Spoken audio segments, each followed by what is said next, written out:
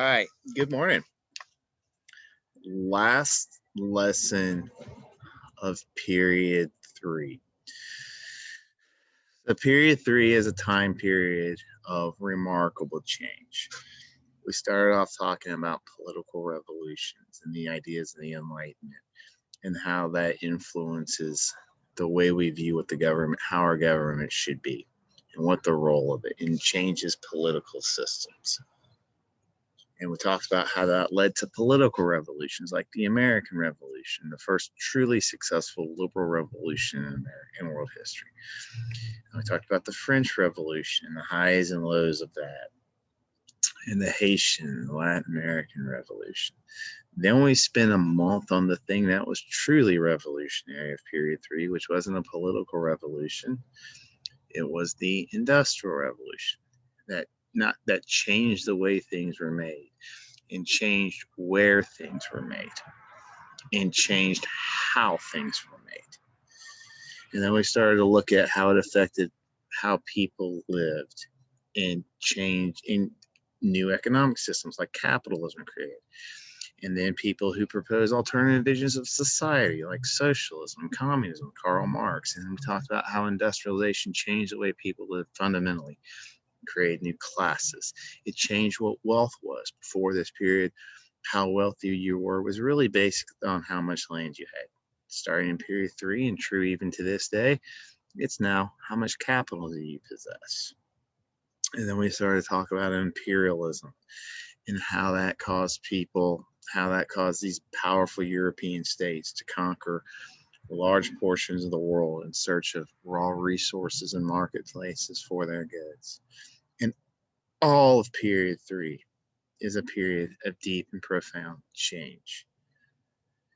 And we got one more big change to talk about that's associated with the Industrial Revolution in period three. That also is a fundamental change to how things are and where people live. And that is migrations. For the first time in world history, you will see super large scale migrations taking place voluntarily by people in search of work. Where is the work? Generally, it's in industrialized regions, although there will be some exceptions to that. But people are going to migrate interregionally on an unprecedented scale. Remember, interregional is what we're interested in, one world region to another. Large-scale migration is made possible in this time period by new transportation breakthroughs like the steamship and the railroads. This is going to allow large people to leave their homelands and resettle. And you're going to see this over and over and over again. As a general rule of thumb, migrants tend to relocate to cities. We call the process of people moving to cities that begins in period three urbanization. Urbanization is continuing even to this day. All of us who are in this class right now, we are in a minority. For the first time in human history in the last 20 years, more people in the world live in a city that has 1 million or more people in it than do not. People have flocked to cities ever since period three, and this is called urbanization. Why is urbanization possible? Because industrialization makes it possible to provide jobs for large groups of people, and industrialization and breakthrough in farming and transportation techniques make it possible for rural regions to feed large cities for the first time, and this continues even to this day. Migrants, as a rule of thumb, end up in cities. For example, my great-grandfather lived in Sicily, which is an island off the coast of Italy. He lived in a very rural area. His father was actually part of the Sicilian mafia. That's a whole other story I'll tell you about my family another day. When he was 12 years old, he stowed away on a ship coming to America. Where does he end up? New York City. So he is both migrating interregionally from one region to another, but he's also part of the process of urbanization because he moved from a rural area to a city. And that's the biggest migration pattern that we need to know about in this class. Migrations are both internal within a country, which we're not really that interested in, but I am going to give you a couple of examples of that, and external, where they go from one world region to another, like what my great-grandfather did. You will see that most of the time, migrations are permanent. When you move for forever. But sometimes the migrations are temporary. We're going to look at some examples of all of these. All right. So the first thing we want to look at is migrants who chose to freely move in search of work. People who moved by choice.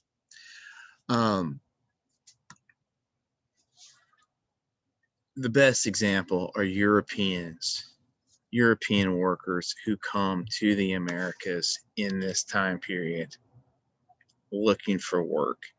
Irish workers, Italian workers like my great-grandfather, but also Germans and Jews from all over Europe are going to get on a ship and come to the Americas and come to the United States. And they're looking for work, and they're looking for work in big factories. You see the story over and over and over and over again. If you've ever been to New York City, you may have heard of a place called Little Italy or Chinatown. This is where migrants from those regions relocate, and they came to those places in their Industrial Revolution, period 3 and period 4. And again, they were looking for work. Another example of migrants who choose to move freely in search of work, and this is an internal movement. In this period, in the 1860s, slavery comes to an end in the United States. Well, the South is full of hundreds and hundreds of thousands of slaves. Freed slaves, I should say. Many of these freed slaves, after the Civil War ends, they flock to the North. And where do they end up? They end up in urban areas. And what are they doing? They're looking for work. This is where the African American populations in major cities develop, in places like New York City with Harlem, or Detroit, or St. Louis, or Chicago. This is when the African Americans make up an urban core of these cities, and it's been like that ever since the end of the Civil War, where they moved from the South or rural area to the North to major cities looking for work. An example of seasonal migrants are Japanese plantation workers in the Pacific. In this time period in the Pacific, like in places like Hawaii, they don't need workers year-round. They need workers seasonally to harvest the crops and plant the crops. Well, with these new technologies, Japanese workers could come and work for a few months, do what needed to be done, and then they could return to Japan. So Japanese workers in these instances are not coming to these islands in the Pacific working sugar and pineapple fields year-round. They just come seasonally to harvest the crops as needed. And things like steamships are what makes this sort of migration possible. Now, while most migrants came and chose to leave and work freely, there are some examples of migrations that were not voluntary, and we need to know some of these examples. An example of migrants that were not voluntary, the transatlantic slave trade. I've told you this before. I need to tell you this again. I want to be very, very, very careful with what I say. The last thing on earth I want to do is offend anybody.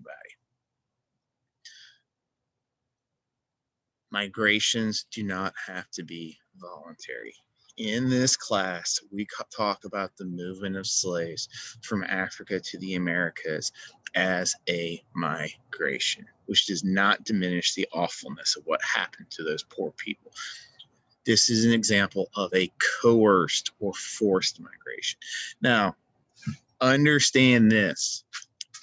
The transatlantic slave trade ends in the middle of this period. So if you said that slaves came to the Americas in this period, that is a true statement. It might not be true for the entire period, but since it's true in the period, you can use that as a migration in period 3. It does not have to be true for all of the period. Indian Ocean slave trade continues. Remember, I've said this over and over and over again. The Indian Ocean slave trade in East Africa starts in period 1 and it ends about 20 years ago. So this slave trade is continuing the whole time, and that is certainly a coerced migration. Now, here's an interesting one. In places that freed their forced labor, most notably Britain, they're going to need labor sources in places like Jamaica to grow sugar, or the Bahamas to grow sugar when they get rid of the transatlantic slave trade. So what do? They bring back an old system of labor that they used to use called indentured servanthood. In this time period, British colonies in search of labor, islands in the Caribbean producing sugar, diamond mining in South Africa, you will see the British bring to those places Indian and Chinese indentured servants. If you've ever been on a cruise to, say, the Bahamas and you walked around the capital city, lots of people of Indian descent, lots of people of Chinese descent. There's a little China in the Bahamas, or I should call it Chinatown. If you think about, well, what foods do we associate with the Caribbean? We think of curries. Curries are South Asian or brought by South Asian migrants to this. There's large populations of people in the Caribbean whose ancestry is South Asian or Chinese because they were brought there by the British as indentured servants to work. Gandhi, who we all know as a South Asian nationalist, actually spends, I think it's 20 years in South Africa as a lawyer representing South Asian communities in South Africa who had been working there as indentured servants. So this theme, this big idea of the needs for labor, and we're going to bring people over, and this is considered a semi-coerced form of migration. Another group of people who are going to migrate are Chinese to the west coast of the United States to build transcontinental railroad. And they were also considered a semi-coerced group of people who are laboring. So Chinese workers spread globally. Indian workers spread globally, especially in places where the British were. And the last major labor source we need to talk about is convict labor. We talked about in the Industrial Revolution that one of the big themes is crime. Well, Britain had a really clever idea. Instead of building more prisons to house all these inmates, why don't we just send them as far away from Britain as possible? And that's Australia.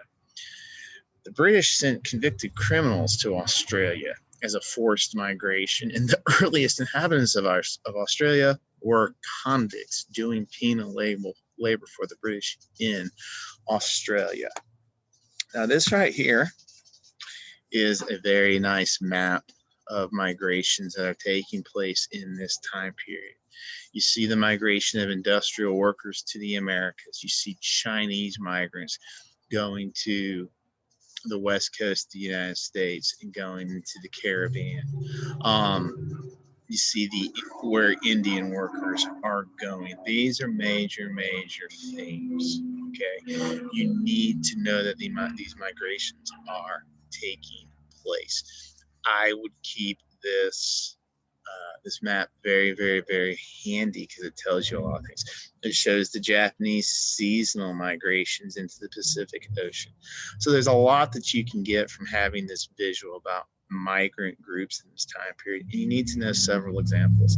And again, you want to know examples of workers who are going from one world region to the other. And again, it's almost always associated with work, either by choice, with like European industrial workers coming to America, or not, in the instance of African slave labor and some of these indentured servants and things. One final thought, oftentimes Chinese and Indian workers, when they go to new places, will live in their own diasporic communities. If you think of San Francisco, where did the Chinese people live? They lived in Chinatowns. You will see Chinatowns in the all up and down the coast of the Americas as Chinese workers come to places in search of work. You'll see them in San Francisco. You'll see one in Los Angeles. You'll see one in New York City. You will see one in Lima, Peru. You will see one in Mexico City, Mexico. You will see a Chinatown in Sydney, Australia, in Melbourne, Australia. And you'll see Chinatowns in Honolulu. So these migrants go everywhere, but they tend not to blend in. They tend to live in their own communities, trying to keep their own culture and identities. If you went to Chinatown in San Francisco in 1895, it sure looked and felt a lot more like you were in Beijing than you were in the United States. And that's one of the cultural ideas these migrant workers have as they move. So anyway, that's our big theme of migrants. I hope you found this interesting. It's important. It also explains why a lot of us are here. And again, all of this comes back to industrialization, which led to an increase in the need for labor in new places and the ability to move labor from one place to another. You guys stick around. We'll do a little test review, and I will see you guys in the next couple of days.